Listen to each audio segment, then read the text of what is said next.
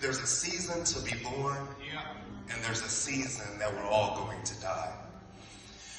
But as I think of the life of Elder B, which I affectionately called him, I'm sure that Elder B went through many seasons in his life in his 80 years. But I'm also reminded that people have their seasons in our own lives. And I was blessed to be in the part of the season of Elder B's life when he was well seasoned. I came to know Elder B when I was at Greater Community Missionary Baptist Church of Pacoima. My pastor, Pastor Dudley D. Chapman, had just recently passed away. Before he passed away, I was under the leadership of Apostle William T. Broadus for over 25 years. So I had suffered two enormous losses of great leadership. And I was looking for leadership. The Lord blessed Elder B and my paths to connect.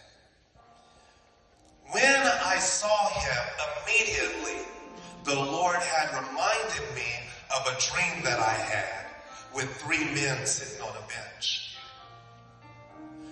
The Lord then prompted me that Elder B was one of those three men that was sitting on that bench. That Elder B was appointed to my life, and I was appointed to his. I then immediately told him that you are my new mentor. And he looked. What'd you say to me, boy? I said, the Lord told me that you are my new mentor. And he said, I'll accept that. He then got up and told the church that he was my new mentor. At that point, I had no clue of the history of his illnesses, what he had overcame. I had no clue of what he was currently battling. But I knew that the Lord connected he and I together. When we met, we had so much in common. That's just how good God is. That when he joins you with somebody that he has purposely orchestrated to be an intricate part of your life, you guys are automatically kindred spirits.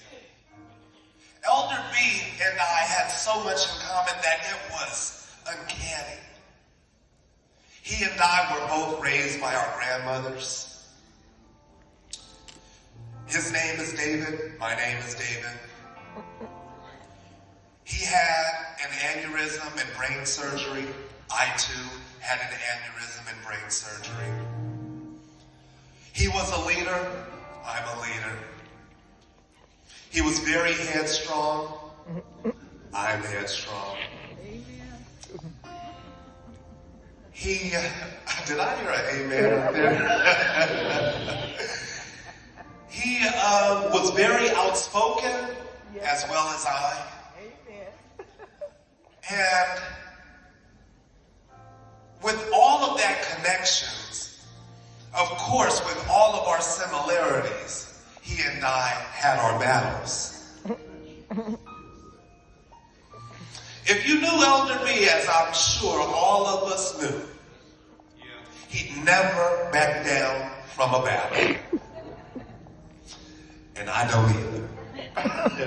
And so, it was definitely out of respect for one another, for our love for one another, and mainly for our love for Christ, that always reconnected us together. We would have disagreements, but not fallouts. Because we loved one another dearly, and we had an understanding. which I had to, at times, kind of pinpoint to him. Because as we started the relationship of him being my mentor, I also had to let him know, just as much as you give me, I'm here to give you something as well. It was a little difficult for him to understand that because I was so much younger than he, and he was so much wiser than I. But when you're in the arms of the Lord will bless you with wisdom that surpasses your own understanding. He makes you wiser than your years. So I was able to give him what the Lord was giving me, as well as he was able to give me what the Lord had gave him. That was the great thing about our relationship, that it was full of reciprocity. No one was taken more, and no one was given less. We were in each other's lives for that season that God had appointed us in each other's lives. And at the time that the pandemic was here,